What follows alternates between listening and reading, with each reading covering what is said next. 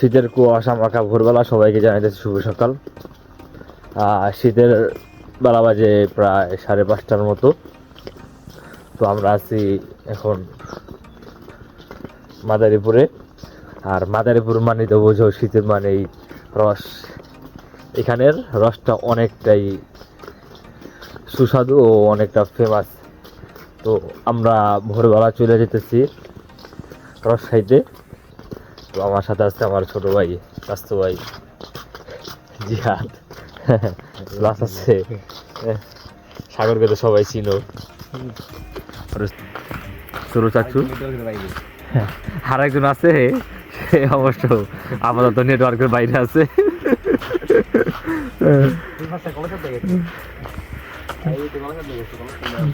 Already রাস্তায় চলে আসছি, আর সর্বোচ্চ 5 মিনিট সম্ভবত লাগবে।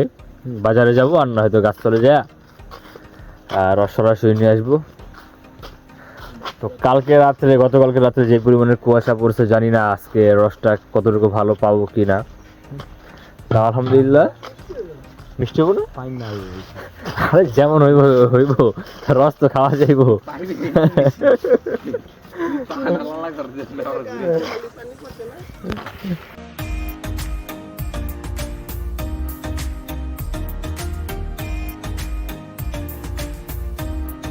তারপর আমরা আমাদের গাড়ি নিয়ে চলে গেলাম রসের উদ্দেশ্যে গন্তব্যস্থানে।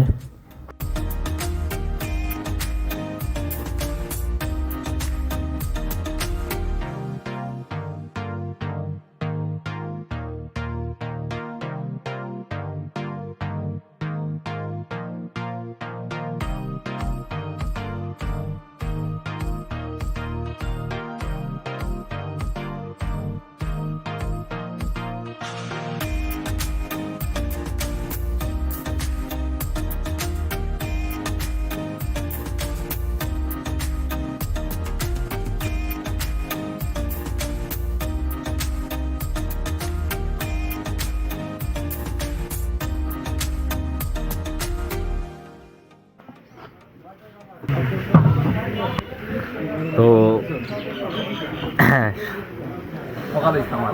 সবার নাস্তা করার টান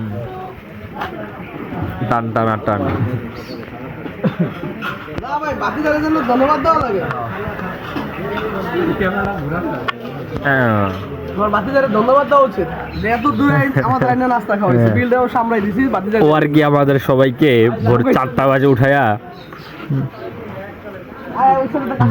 বলতেছে রস পাওয়া যাবে। কাকা এত করে বললো, কাকা আপনি কি জানি বলছিলেন? বাপের আগে আটে বলা ভাই, বাতিজা কয়ে দিয়েছে, ছোট বাতিজা উত্তর দিয়ে দিছে বাপের আগে আটলে যাওয়া হয় বলা বুঝছেন, এই অবস্থা। আর আমি আমার ঘরের ভিতরে বয়ে গেছে গাছ কাট জায়গা না খবর একমাত্র এইখানে 100 রস দেখা গেল না।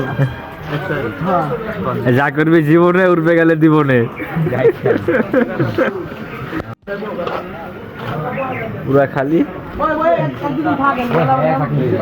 থাকলে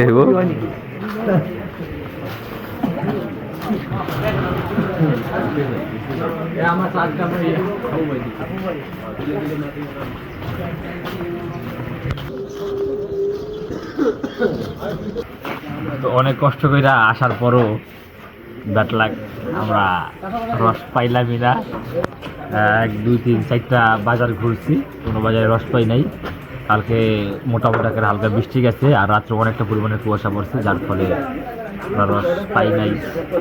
আর এখানকার স্থানীয় লোকেদের কাছে জিজ্ঞেস করছি, ওনারা বলতেছে যে রস মানে বৃষ্টির কারণে রস উঠায় না হাটে, কারণ রস পানি পড়ে অনেক, রসের তুলনায় পানি পড়ে অনেক। তো তোমাদেরকে আবারও দেখাবো অন্য একদিন রস যদি খাইতে পারবো ওই দিন। তো আল্লাহ হাফেজ, ভালো থাকবেন সবাই। আমাদের সবার মন খারাপ, আমরা তাই নাস্তা করে সকালে বাড়ির দিকে রওনা দেবো। Good bye.